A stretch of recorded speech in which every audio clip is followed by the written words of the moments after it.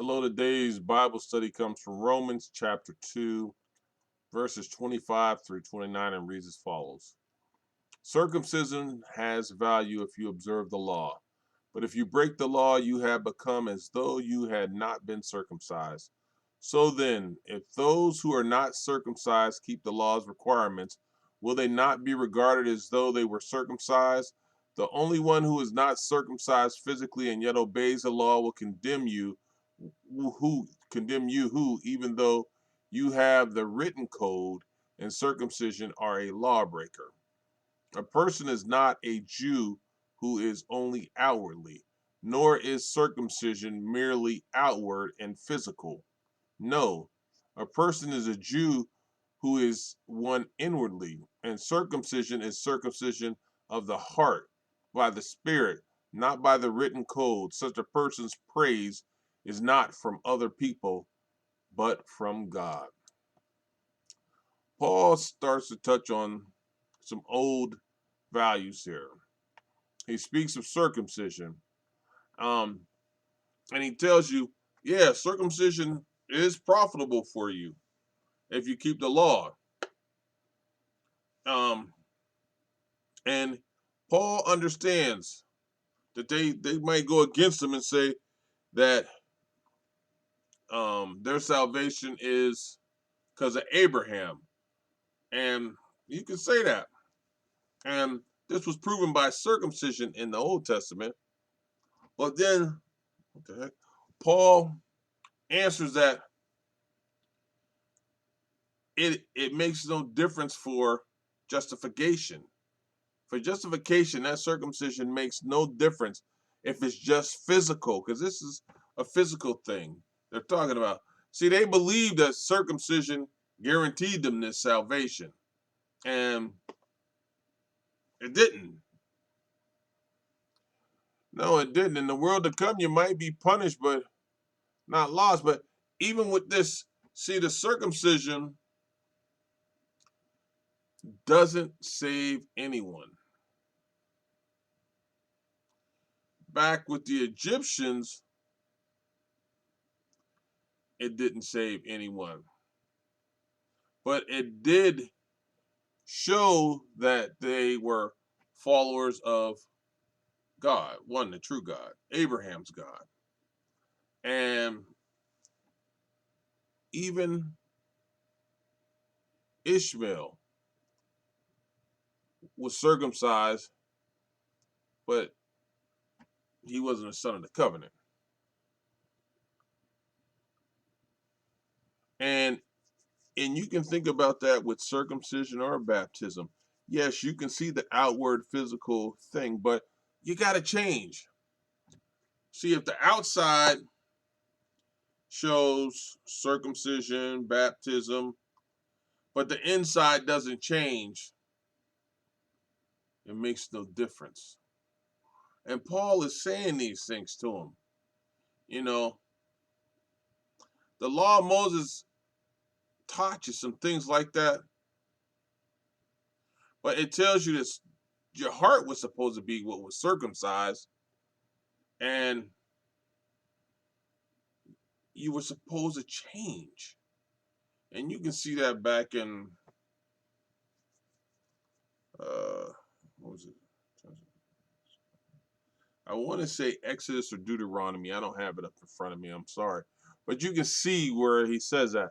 Then it says, therefore, if an uncircumcised man keeps the righteous requirements of the law, if a Gentile were to keep these requirements through his conscience, would he not be justified? Would he? That's what he's telling me. Would he not be justified? Yeah, he would be. Instead, you're going to tell me the Jewish man who does not keep this law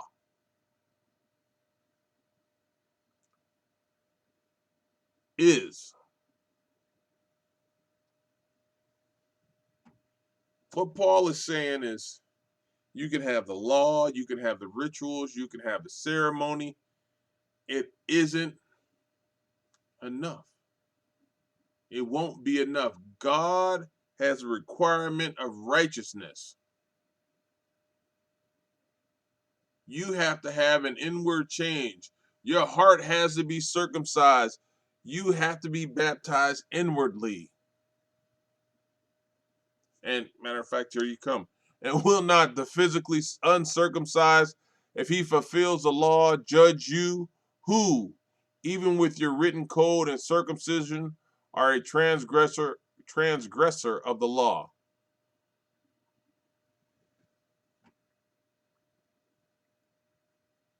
Wow. Just saying, what about the people who don't even know about the Lord? God is going to judge you by what you have heard and how you have lived by it.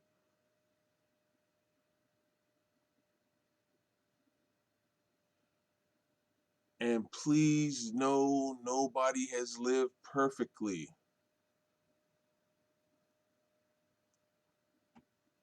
Nobody. Christ is the only one.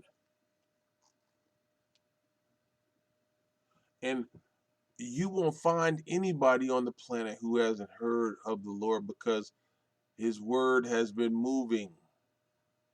Look in the book of Acts when they spoke in tongues, different languages. It was to send people back so they could understand in their own native tongue, their own native language, so they could tell others who God was. There was no reason for them to go tell somebody in Chinese about a God that they heard about in English that they didn't understand.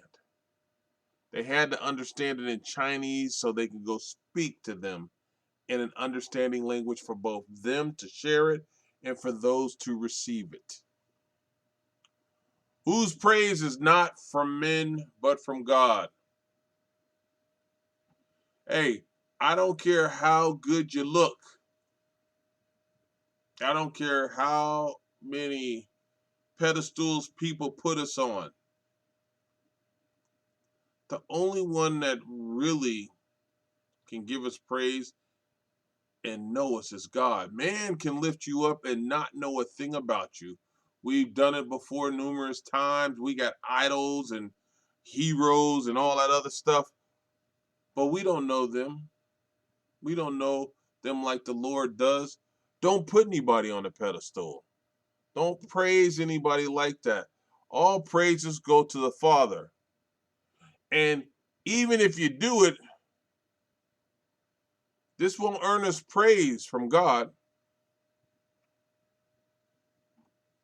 See, our correct way to act with God is not from what people see. And it doesn't come from my parents or your parents. It's from the work that God gives to us in our hearts. It's how we show God to the world. It's in our heart. So whose praise fail? That's us. That's us. See, we shouldn't worship man. A person is not a Jew who is one only outwardly. You ain't a Jew if you only doing it outwardly. That's where it says it. Nor is circumcision merely outward and physical. Nope, as I said, it got to be on the inside. No, a person is a Jew. Listen to this, because this is important. It says a person is Jew, but it's saying you are God's people who is one inwardly, and circumcision of the heart by the Spirit. See, the true Jew